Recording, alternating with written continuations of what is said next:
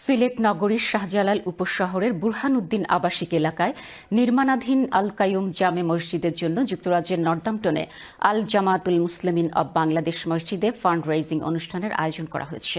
এই fund raising থেকে ১৩০০ pound সংগ্রহ করা হয়। বিস্তারিত জানাচ্ছেন এহসানুল ইসলাম চৌধুরী শামীম।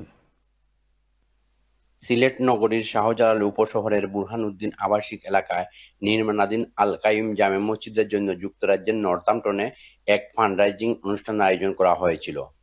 ২০ জুন শুক্রবার বাদ জুম্মা নর্দাম্পটনের আল জামাতুল মুসলিমিন অফ বাংলাদেশ মসজিদে এই ফান্ডরাইজিং অনুষ্ঠিত হয়।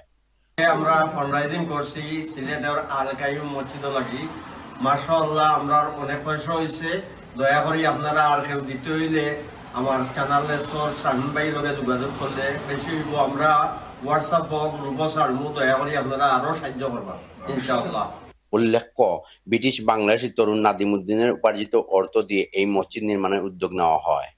ব্রিস্টলের সামারসেট এলাকার বাসিন্দা নাদিম ২০১৯ সালের ১৭ নভেম্বর মাত্র ২৬ বছর বয়সে মৃত্যুবরণ করেন। তিনি চ্যানেল এস এর রিপোর্টার ও লন্ডন বাংলা প্রেস ক্লাবের সিনিয়র সদস্য এহসানুল ইসলাম চৌধুরী শামীমের ভাগ্নে।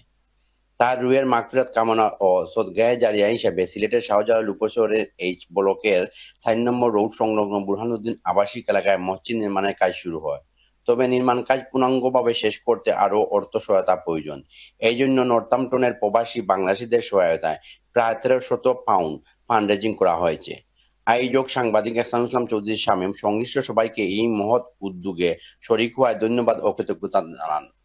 এ সময় ফান্ডরেজিং এ সহযোগিতা করেন বিশিষ্ট ব্যবসায়ী আব্দুল কাদির, সাংবাদিক এম এ ফাত্তা চৌধুরী ফয়সল, মইনুল হক ও Ehtesam Islam Chowdhury Farhan. Ehsanul Islam Chowdhury Shamim, Channel S News, Northampton.